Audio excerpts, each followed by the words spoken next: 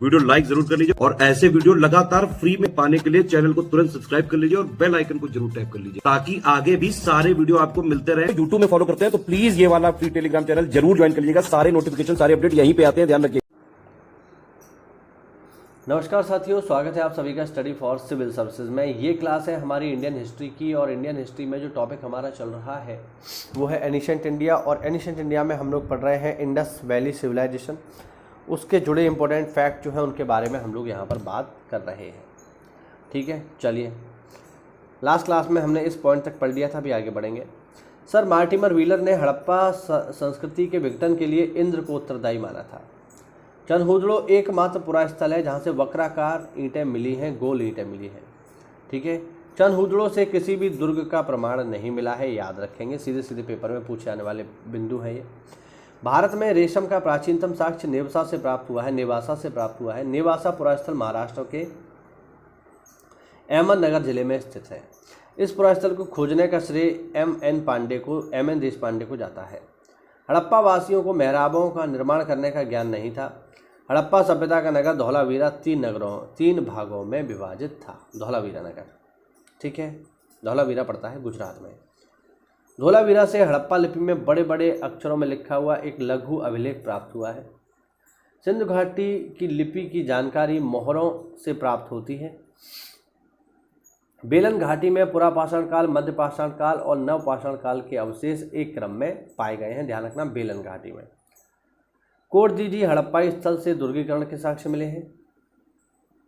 रेखीय मापन के लिए हाथी दांत का पैमाना लोथल से प्राप्त हुआ है। प्राचीन भारत में लंबाई नापने की इकाई रिक्तिका कहलाती थी। सिंधु सभ्यता के समाज में गुजरात के तट पर स्थित प्रमुख बंदरगाह लोथल और मुंद्रा थे। आगे देखिए, हड़प्पा सभ्यता के लोगों को तरबूज, खजूर, नींबू और अनार आदि फलों का ज्ञान था। स्वास्तिक प्रतीक का प्राचीनतम संदर्भ हड़प्पा सभ्यता से ही प्राप्त होता है। स्वास्तिक सूर्य की ऊर्जा का प्रतीक था। सिंधु घाटी सभ्यता के समाज में वृषभ पशु शक्ति के प्रतीक से संबंधित था, यानी जो बड़ा सा बैल है, नंदी, वो। मोहनजोदड़ो से प्रसिद्ध पुरोहित की आकृति प्राप्त हुई है। ठीक है, खुदाई में एक बड़ी सी मूर्ति मिली है जिसको पुजारी कहा जा रहा है। आलमगीरपुर उत्तर प्रदेश के मेरठ जिले में हिंडा नदी के किनारे है। इस स्थल से सोने में लेपित एक छोटी टेराकोटा से निर्मित मनका जैसी संरचना और कपड़े के साक्ष्य यहाँ से मिले हैं, ध्यान रखिएगा। त्रिकोण, मयूर और गिलहरी के आकार वाले बर्तन भी यहाँ से पाए गए हैं। हुलास उत्तर प्रदेश के सहारनपुर जिले में स्थित है। यहाँ से कांचली मिट्टी के मनके, चूड़ी, खिलौना गाड़ी आदि मिले हैं। सैंधव लिपि युक्त एक ठप्पे का भी साक्ष्य यहाँ से मिला है। ठप्पा यानी मोहर। भगवानपुरा हरियाणा के कुरुक्षेत्र जिले में सरस्वती नदी के किनारे पर स्थित है। जेपी जोशी ने इसका उत्खनन करवाया था। मांडा जम्मू कश्मीर में चिनाब नदी के दक्षिणी तट पर स्थित है।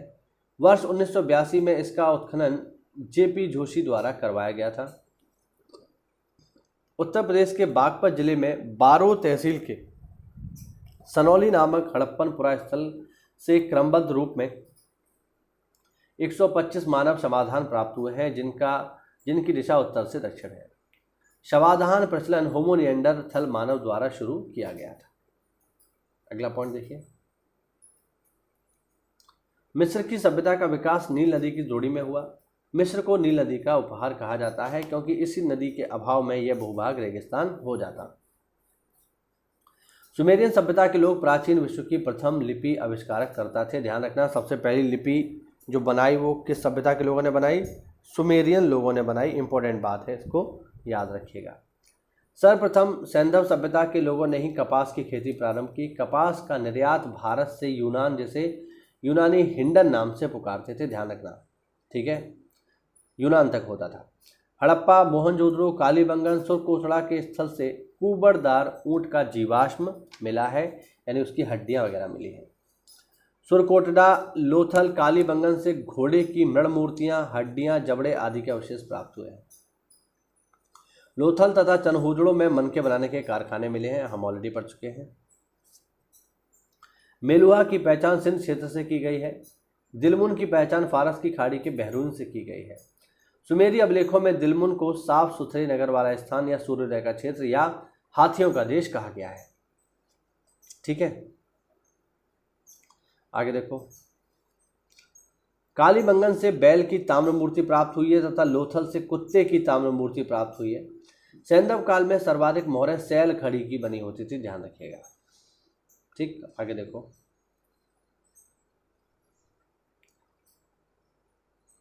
मातृ देवी तथा शिव की पूजा के अतिरिक्त सैंधव निवासी पशुओं, पक्षियों, वृक्षों की उपासना करते थे।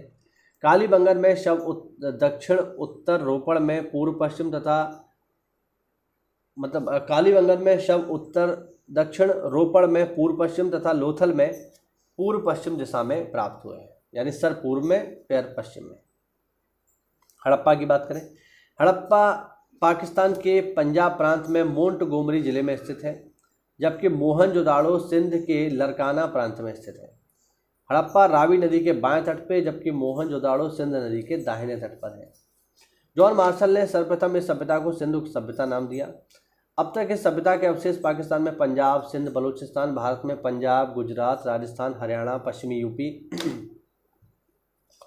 जम्मू कश्मीर, पश्चिमी महाराष्ट्र के भागों में पाए जा चुके हैं। हड़प्पा सभ्यता के सर्वाधिक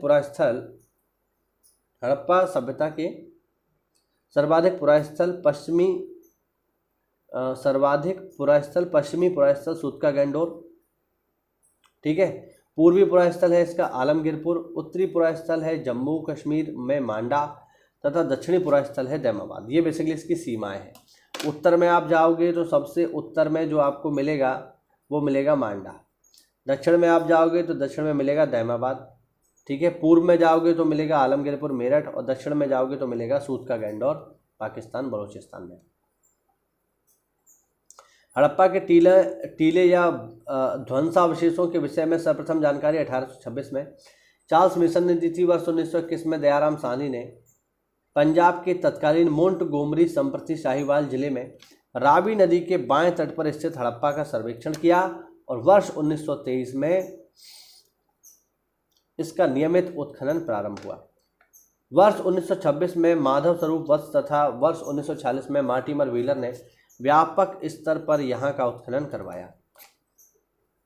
हड़प्पा से प्राप्त दो टीले, पूर्वी टीले को नगर टीला तथा पश्चिमी टीले को दुर्ग टीला कहकर संबोधित किया गया है।